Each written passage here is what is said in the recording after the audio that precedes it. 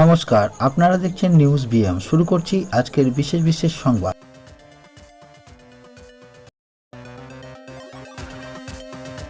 আমি তো প্রশ্ন করতে চাই মুখ্যমন্ত্রীকে, মুখ্যমন্ত্রী আপনি তো বলেছিলেন বিজেপি আর বিএসএফ নাকি করিয়েছে। আজকে অনারেবল হাইকোর্ট যে রিপোর্টটা জমা দিল, সেই রিপোর্টে দেখা যাচ্ছে আপনার তৃণমূলের কাউন্সিলর মেহবুব আলম, তার নেতৃত্বে এই পুরো যে দাঙ্গা সেটা হয়েছে।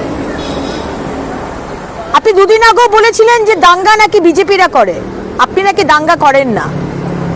কাউন্সিলর আপনার, পুলিশ আপনার, পুলিশ যায়নি, সেখানকার মা বোনেরা তাদের ইজ্জত লোটা হয়েছে, তারা ছাদ থেকে লাফিয়েছে প্রাণ বাঁচানোর জন্য, সম্ভ্রম বাঁচানোর জন্য। পুলিশ সেখানে পৌঁছয়নি। তাহলে মমতা ব্যানার্জি, আমি আপনাকে কি প্রশ্ন করতে পারি যে আপনাকে এই তদন্তের আওতায় কেন আনা হবে না?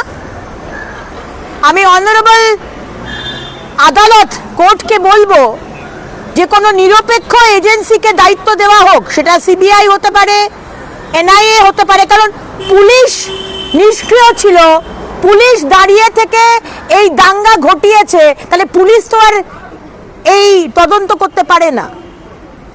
কোনো ইন্ডিপেন্ডেন্ট এজেন্সিকে দেওয়া হোক এবং মমতা ব্যানার্জিকে এই ইনভেস্টিগেশনের আওতায় আনা হোক, কারণ পুলিশ ওনার। মমতা ব্যানার্জি, আপনি এখন উত্তরবঙ্গ সফরে গিয়ে পুলিশকে বকাঝকা করবেন, আমরা তো সেগুলো মানব না, তাই না? 600 হিন্দুদের বাড়ি পুড়িয়ে দেওয়া হয়েছে, হরগোবিন্দ দাস, চন্দন দাসকে খুন করা হয়েছে, মালদার আরেক ভাইকে মেরে দেওয়া হয়েছে, ঘর ছাড়া হয়েছে, নিজের জমিতে আমাদের হিন্দু ভাই বোনেরা উদ্বাস্তু হয়েছে। এর দায় আপনার, কিন্তু শুধু দায় নিলে তো হবে না, আপনাকে শাস্তি পেতে হবে। অনারেবল হাইকোর্টের কাছে আমাদের আবেদন, মুখ্যমন্ত্রী মমতা বন্দ্যোপাধ্যায়কে ইনভেস্টিগেশনের আওতায় আনা হোক। পুলিশ কার নির্দেশে চুপ করেছিল? কার নির্দেশে 4 ঘন্টা লেটে পৌঁছেছে? কার নির্দেশে হাত গুটিয়েছিল? মুখ্যমন্ত্রীকে তদন্তের আওতায় আনা হোক।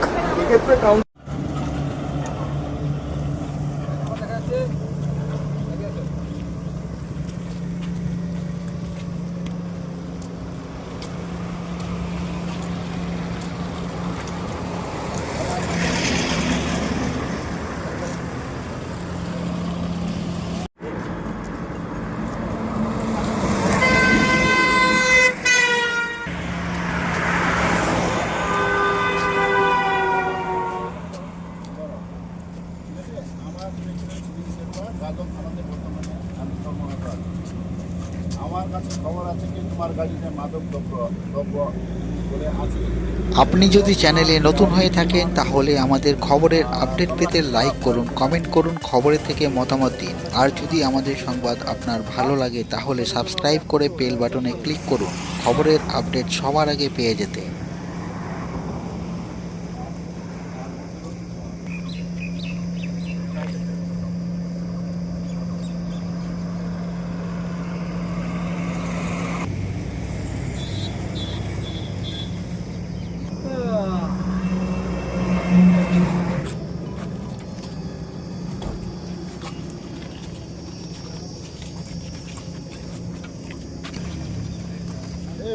কোথায় গেল? খোলো খোলো।